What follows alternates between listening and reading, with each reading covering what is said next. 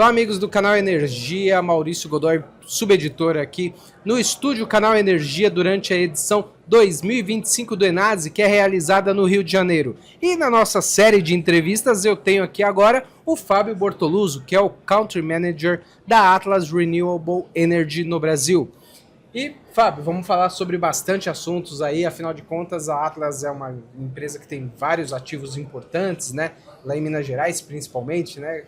E a gente está num momento bem importante do setor elétrico. A gente tem a MP 1300, que fala aí sobre bastante questões relacionadas a esses clientes, né? Principalmente autoprodutores, né?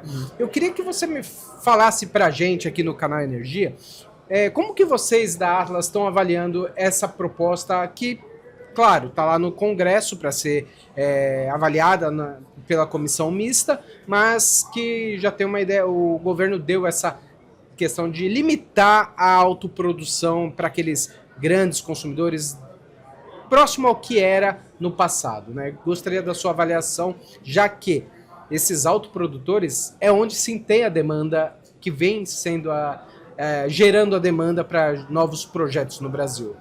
Tá bem. Maurício, acho que os dois grandes pontos, né, que a MP regula, que afetam imediatamente o setor, é o tema da autoprodução, como você mencionou, e também o fim do desconto no fio, né?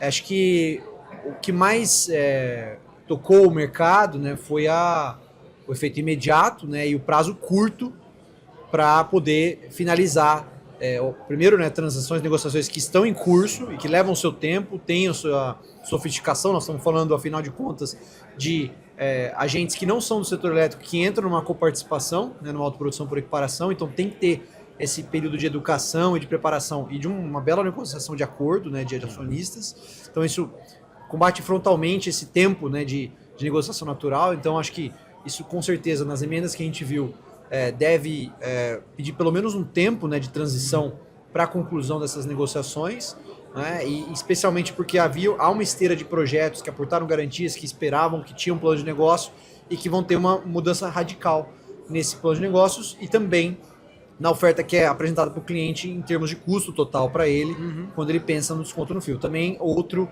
tema importante, né, que muda bastante a dinâmica do mercado e que o mercado com certeza aportou ali através das emendas dos congressistas para pelo menos ganhar tempo, né? Há quem tenha aportado para tirar completamente essa previsão, mas entendendo que há uma necessidade de transição para a retirada de subsídios, a gente precisa viabilizar outras políticas energéticas, pelo menos dar o tempo para que se acomode na esteira de investimentos que já estava se avizinhando e que pode se frustrar se ficasse na MP na redação original proposta.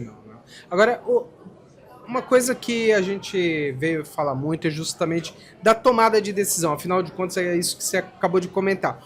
É aquele consumidor que vira sócio numa autoprodução, ou seja, sai ali do core business dele, né? Quanto tempo, em média, vocês têm visto aí, desde o início das conversas até o fechamento de um contrato, realmente como autoprodutor?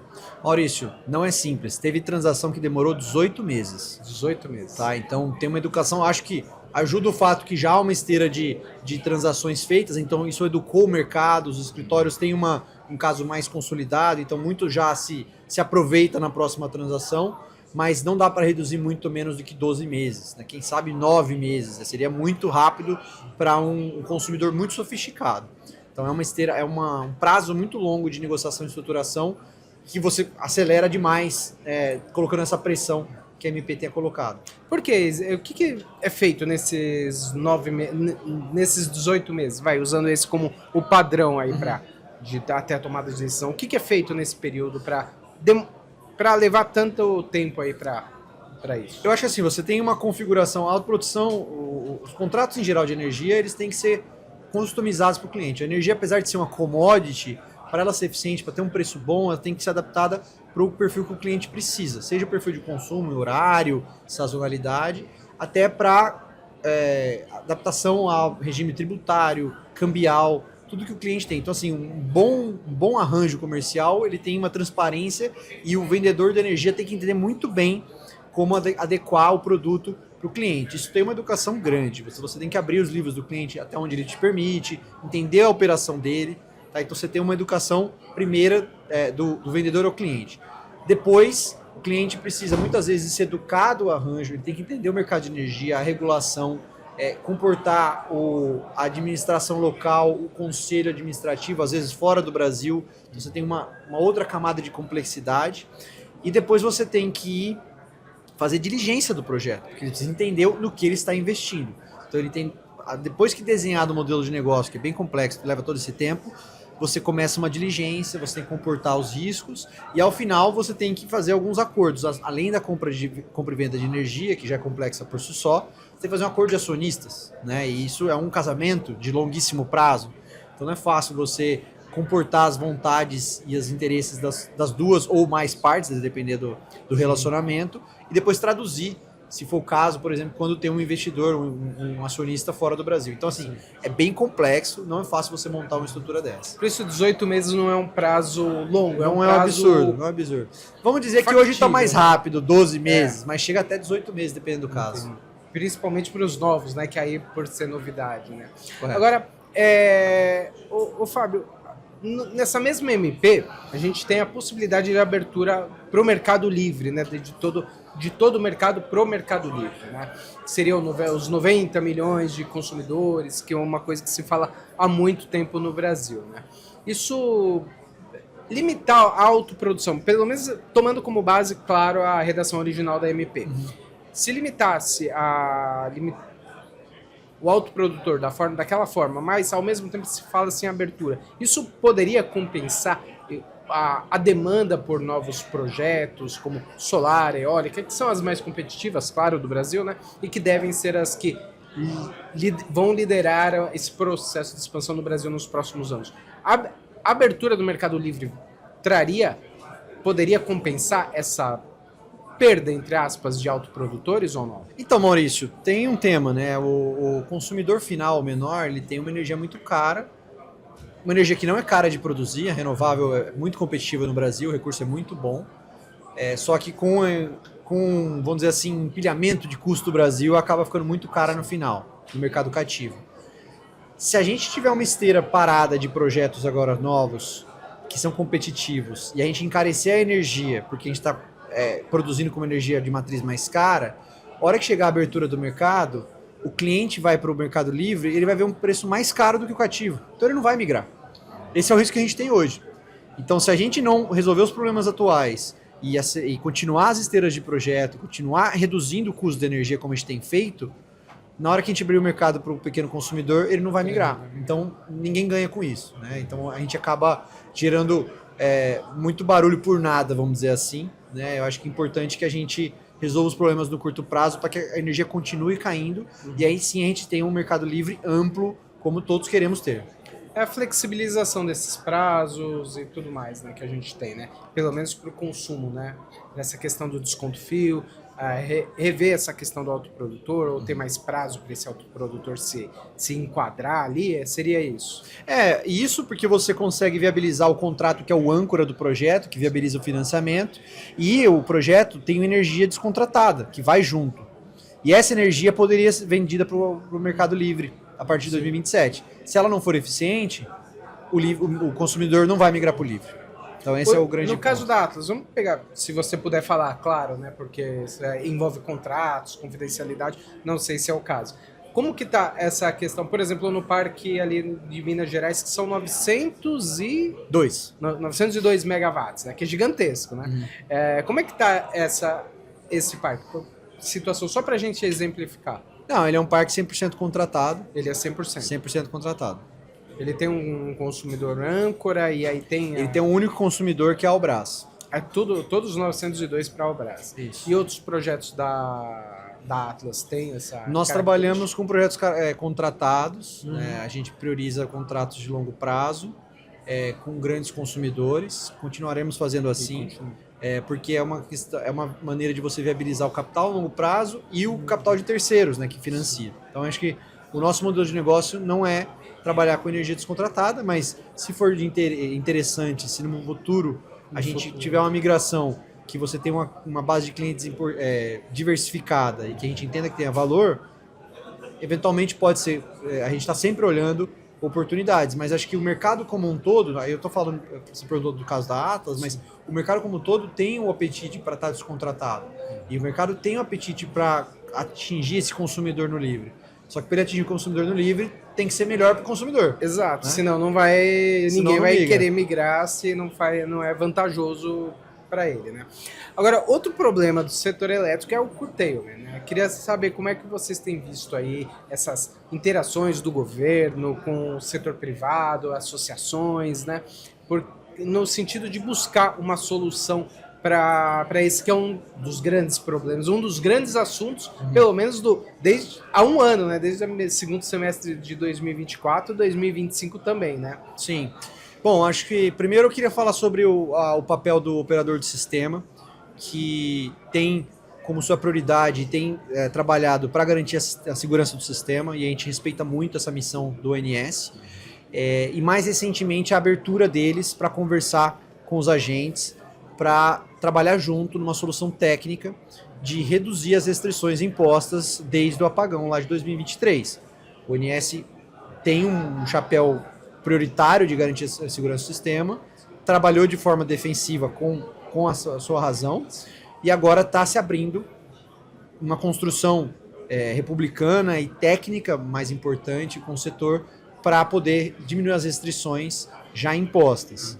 Acho que esse é um ponto muito importante, a gente tem que elogiar essa postura do operador de sistema.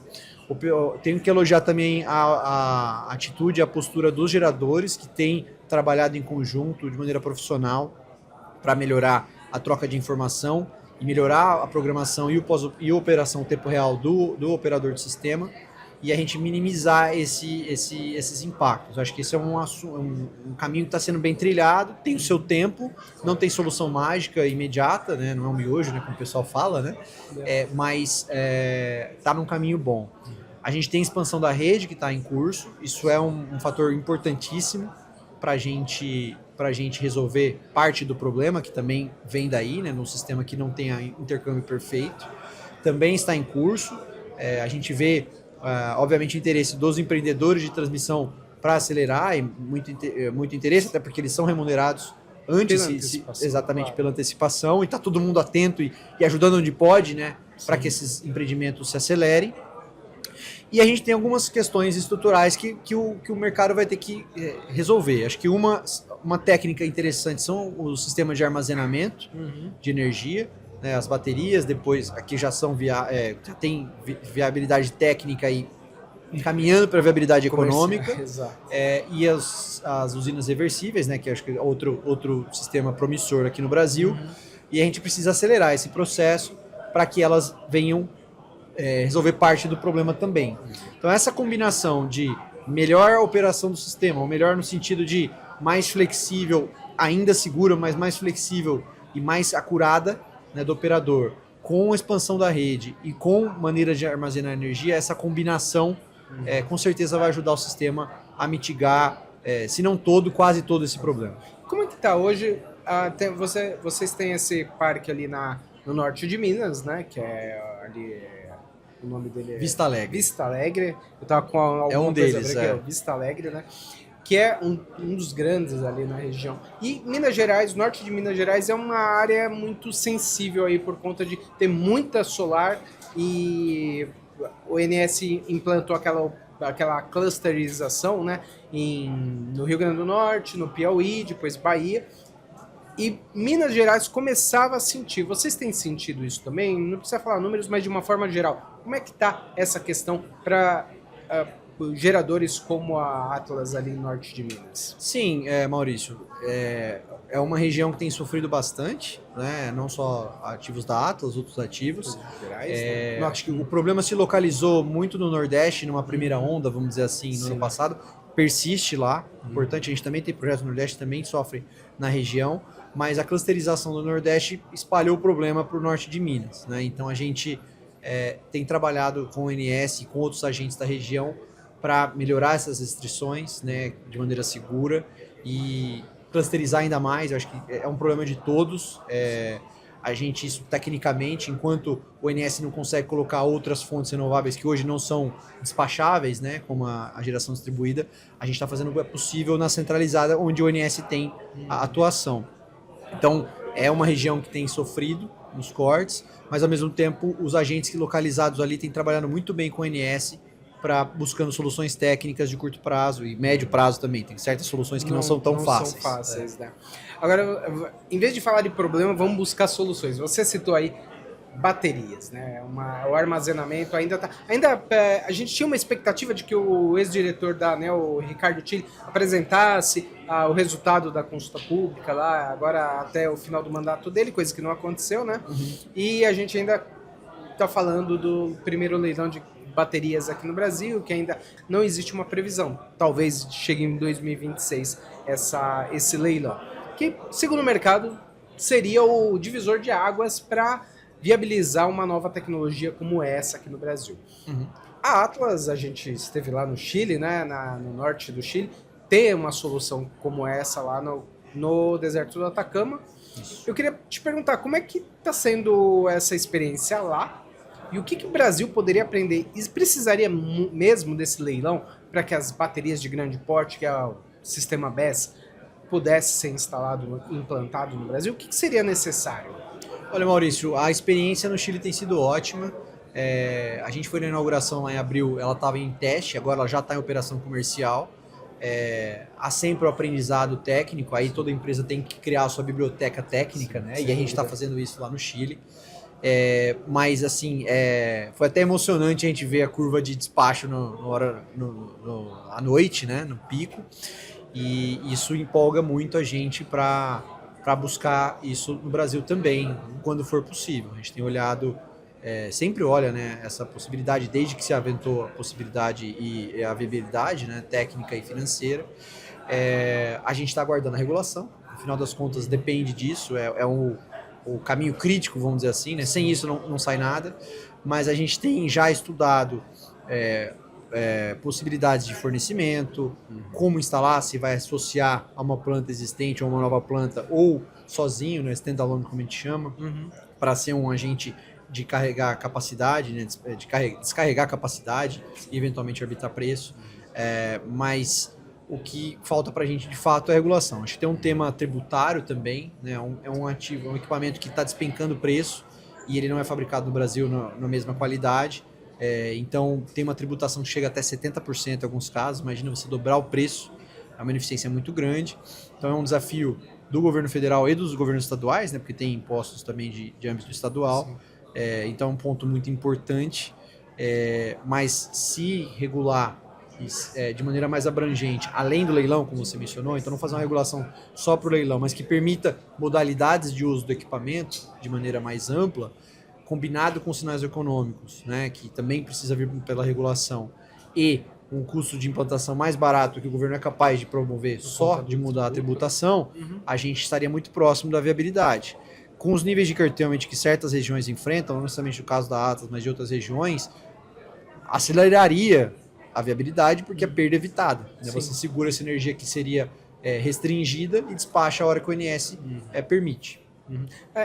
Você fala que são necessários sinais econômicos. Quais seriam esses? A forma de remuneração ou as modalidades de remuneração da bateria? Ou quais seriam esses sinais? Os modelos econômicos associados à geração hoje são você poder modular a sua curva, isso é um custo importante, especialmente para solar, mas também para eólica, né? Então as renováveis têm que entregar 24 horas e não o fazem, porque o recurso não está 24 horas disponível. Então isso é um custo embutido, né? Ou um custo evitado, vamos dizer assim. Você tem o custo evitado da perda do curtailment, tá? Você tem outro custo evitado que é otimizar a mesmo montante de energia contratada na transmissão, tá? Então esse é outro ganho que você tem. Você tem a arbitragem de preço, você carrega numa hora barata, onde você tem abundância, e hoje muitas vezes não tem valor porque você joga fora essa energia e despacha na ponta.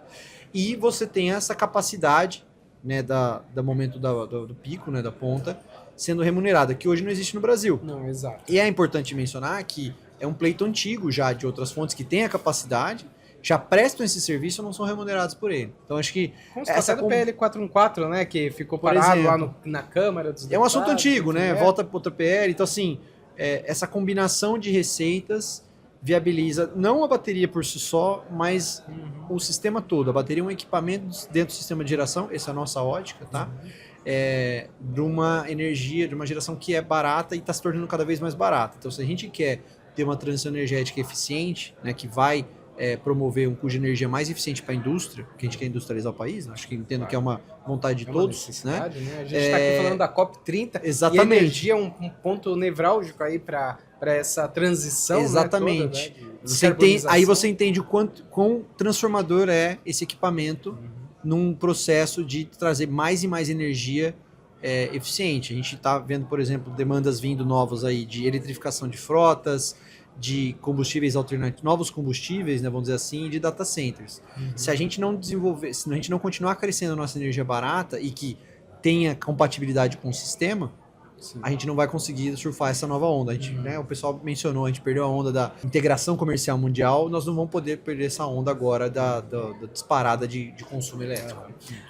O preço da bateria está caindo, tá mais ou menos, tem uma estimativa daqui a 2, 3 anos, quanto está hoje, daqui a 2, 3 anos, a quanto deve chegar? Olha, para você ter uma noção, Maurício, o preço caiu pela metade em menos de um ano. Menos de um ano? E continua caindo. Tem projeção que vai cair mais ainda, além de 50%, né, para uma nova metade, né? Também no intervalo de 1, 2 anos. Então, assim, a gente ainda não sabe para onde vai chegar, mas a gente sabe a direção.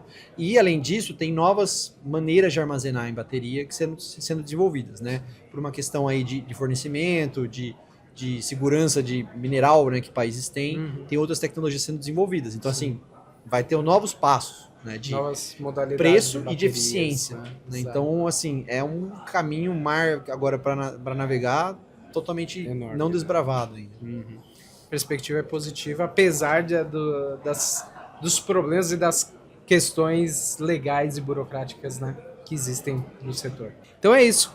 Conversamos aqui com o Country Manager da Atlas Renewable Energy no Brasil, Fábio Bortoluso. Espero que tenham gostado e fica o convite para as próximas entrevistas aqui no Estúdio Canal Energia no Enase 2025. Obrigado, até a próxima. Tchau, tchau.